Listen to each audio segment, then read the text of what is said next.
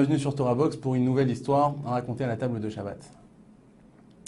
C'est l'histoire d'un homme, d'un juste monsieur, d'un tzaddik, qui, après un long voyage, épuisé, fatigué, il rentre dans une maison qu'il vient de trouver sur sa route et rentre pas vraiment dans la maison mais plutôt dans son jardin et s'allonge par terre, épuisé, fatigué, et il trouve un pommier dans ce jardin.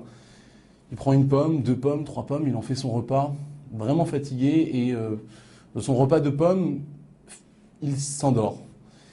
À partir de là, la nuit passe, ça lui permet de se reposer. Simplement, lorsqu'il se réveille au matin, il est en train de réaliser la faute qu'il vient de commettre.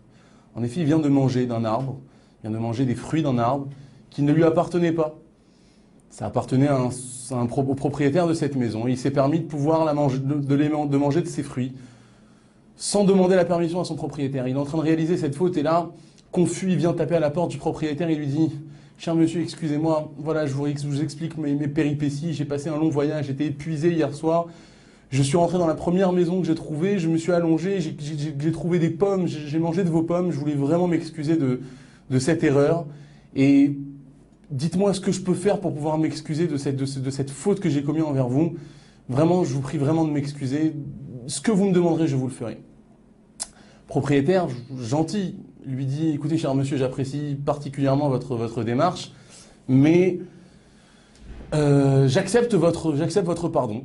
Simplement, je vous donnerai une condition. J'ai une sœur qui n'est pas mariée, et si vous acceptez, je pourrai vous la confier comme femme, et vous vous marierez avec elle, et j'accepterai votre pardon. » L'homme lui dit « Écoutez, avec grand plaisir, je ne suis pas marié, j'imagine que cette femme est bien, avec grand plaisir, j'accepte volontiers de cette proposition, je veux bien me marier avec votre sœur. » Et là, le propriétaire lui dit « Il n'y a aucun problème, mais il y a quand même un petit point que je ne vous ai pas précisé.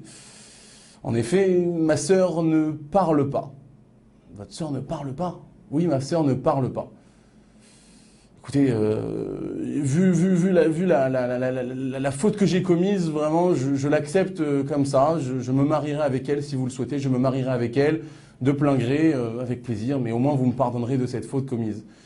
Je lui dis, écoutez, très bien, il n'y a pas de souci de mon côté. Simplement, vous savez, je ne suis pas le seul propriétaire dans cette maison. Je vous invite à aller voir mon deuxième frère. Il se trouve à la porte juste à côté de la maison. Vous tapez à sa porte et vous lui demandez la permission. Je lui dis, très bien.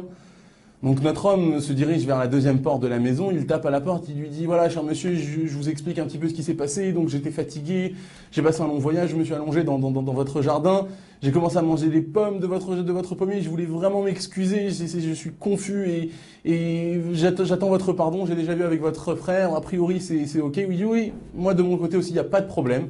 Je vous excuse, mais à une condition. » Il dit « Oui, je sais bien.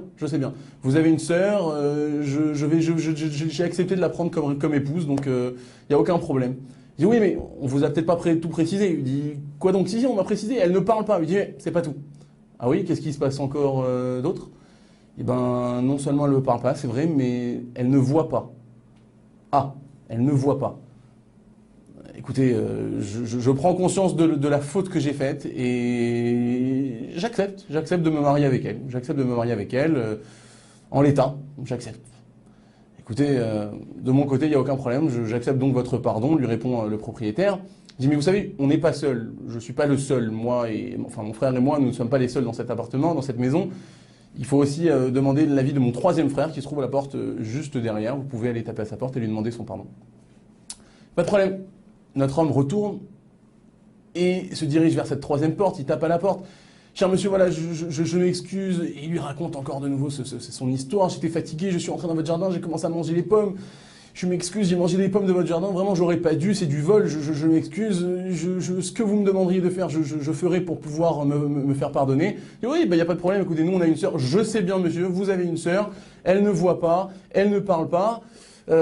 J'ai accepté de me marier malgré tout avec elle, avec grand plaisir, pour pouvoir me faire pardonner de cette faute. » Je dis « Ouais, mais on vous a pas tout dit. »« Ah, vous m'avez pas tout dit, qu'est-ce que vous insinuez par là ?»« Oui, effectivement, on vous a dit qu'elle ne voit pas, qu'elle ne parle pas, mais qu'elle n'entend pas aussi. »« Ah, elle n'entend pas. » C'est quoi? Elle ne voit pas, elle ne parle pas, elle n'entend pas, c'est ce que vous êtes en train de me dire? Oui, absolument.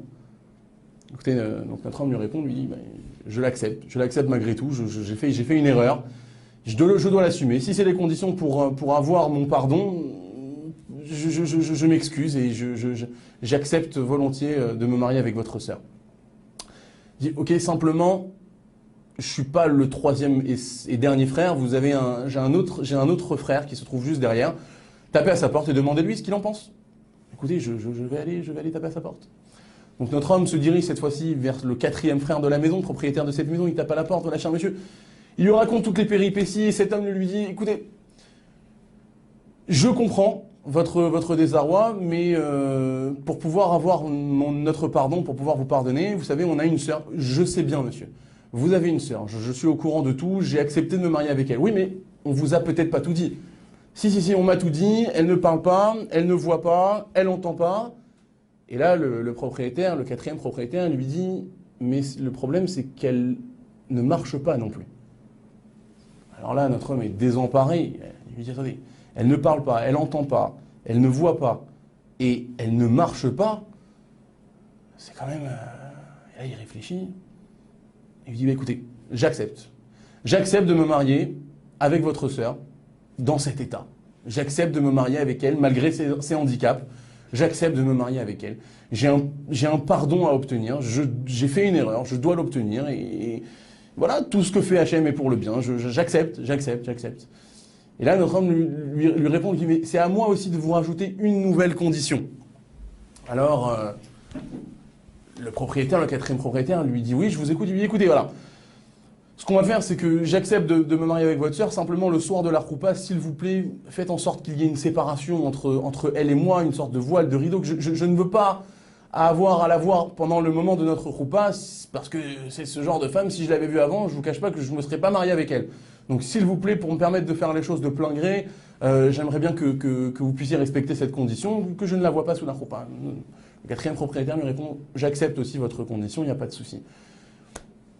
Cet homme se marie avec cette fameuse femme, cette fameuse sœur des propriétaires, et le mariage se passe, la soirée se passe, et lorsqu'ils arrivent dans leur appartement, notre homme lui se met à implorer le bon Dieu. Il implore à Kadosh Baruch Hu et il lui dit, mon Dieu, Ribono Shel Olam, j'ai fait une erreur, j'ai mangé de ce qui ne m'appartenait pas, j'ai effectivement volé des fruits, mais tu sais, j'étais fatigué à ce moment-là, j'étais épuisé, j'avais faim, j'ai saisi l'opportunité qui s'est trouvée devant moi, j'ai pas réfléchi, certes c'est une erreur, mais de là à me punir en me donnant comme capara, comme pardon, de me marier avec une dame qui a autant de problèmes, mon Dieu, j'ai quand même... Ça mérite tant que ça. Et là, à ce moment-là, ce monsieur entend une voix, la voix de cette femme, qui lui dit « Puis-je te servir un verre d'eau ?» Et là, il réalise ce qu'il se passe, il se tourne vers cette dame avec qui il venait de se marier. Et il lui dit « Mais tu parles ?» Et elle lui répond « Mais bien sûr que je parle. » Et là, il la regarde. C'est une femme qui lui convient parfaitement, qui est jolie, qui a l'air de marcher. Il dit « Mais tu marches, tu parles, tu entends, tu vois ?» Je dis « Mais oui, mais absolument, mais quelle question ?» Je lui dis « Alors attends, ne bouge pas une seconde, je reviens. » Notre homme sort. Il se dirige vers ses beaux-frères dorénavant, ces fameux propriétaires qui lui avaient demandé tant de conditions pour se marier et pour qu'ils puissent obtenir leur pardon. Et là, il se dirige vers ses propriétaires, vers ses beaux-frères. Il leur dit, mais attendez, vous m'avez menti. Vous m'avez dit qu'elle ne parle pas, qu'elle ne voit pas, qu'elle n'entend pas, qu'elle ne marche pas, mais j'ai affaire à une dame tout à fait normale, très jolie, mais tout se passe très bien avec elle. Qu'est-ce qui se passe? Pourquoi vous m'avez menti tant que ça? Il dit, non, on t'a pas menti. En réalité, la chose est la suivante. Nous avons effectivement cette sœur qui est une véritable tzadékette. C'est une femme extraordinaire. On ne voulait pas la confier à n'importe quel homme. Et lorsque toi, tu es venu sincèrement désolé pour cette faute qui a priori n'est pas une faute si énorme, si grave. Qui ne mange pas des pommes qui se trouvent dans notre jardin? Notre jardin se trouve presque sur la rue. Les gens viennent, prennent une pomme par-ci, par-là. Les gens n'y voient pas de gravité. Toi, tu as été sincèrement désolé et tu as été prêt à accepter notre sœur pour épouse avec des conditions aussi dures, avec des conditions aussi difficiles pour un homme d'accepter. Et malgré tout, tu les as acceptées. C'est la preuve que toi, tu es aussi un véritable tzaddik. Et nous tenions à te confier notre sœur. Je dis, oui, mais vous m'avez menti quand même. Vous m'avez dit qu'elle ne parle pas, qu'elle ne voit pas, etc. Je dis, non. En réalité, lorsqu'on t'a dit qu'elle ne voit pas, c'est qu'elle ne voit pas des choses qu'il ne faut pas voir. Lorsqu'on t'a dit qu'elle ne parle pas, c'est parce qu'elle ne dit pas des choses qu'il ne faut pas dire. Elle ne dit pas de la shonara, elle ne dit pas de grossièreté. Elle fait attention à sa bouche. Lorsqu'on t'a dit qu'elle n'entend pas, elle n'entend pas de mauvaises choses, elle n'entend pas de la shonara, elle n'entend pas de choses qu'elle ne doit pas entendre. Lorsqu'on t'a dit qu'elle ne marche pas, tout simplement parce qu'elle ne marche pas, elle ne se dirige pas, elle ne va pas dans des endroits où une femme comme elle ne doit pas aller. Donc nous ne t'avons pas menti. C'est ainsi que notre homme se marie, comme on le sait, il s'est marié. Vous l'imaginerez, il a eu beaucoup d'enfants. Il a pu fonder un foyer juif et cachère.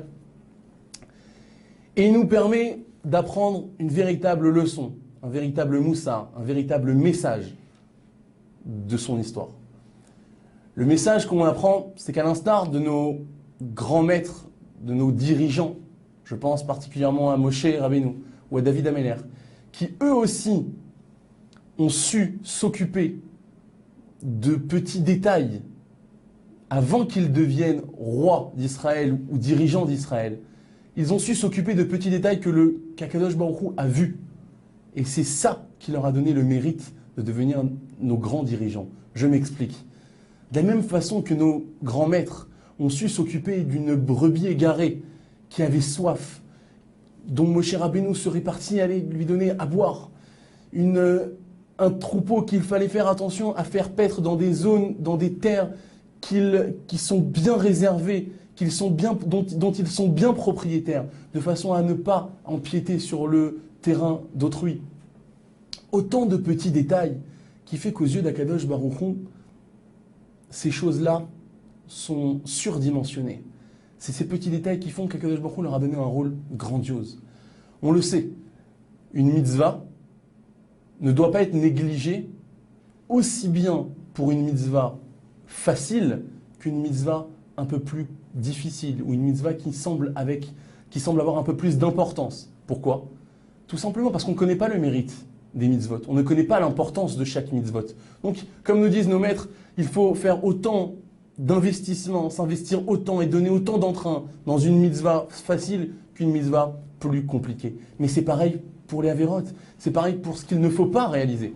De la même façon que voler une pomme, ça peut paraître pour le commun des mortels comme quelque chose, c'est même pas un vol, c'est quelque chose d'anodin.